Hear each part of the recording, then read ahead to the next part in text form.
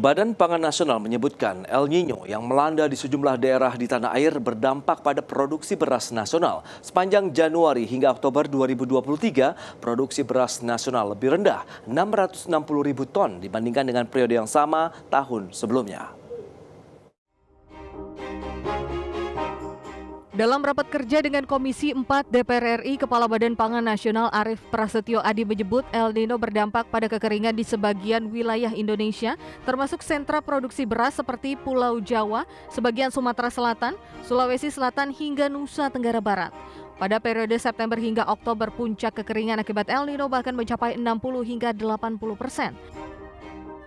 Akibatnya produksi beras nasional terganggu. Sepanjang Januari hingga Oktober 2023, produksi beras nasional diketahui lebih rendah 660.000 ton dibandingkan periode yang sama pada tahun sebelumnya, di mana produksi di tahun 2022 pada Januari hingga Oktober sebanyak 28,05 juta ton, sedangkan di 2023 diprediksi hanya mencapai 27,8 juta ton.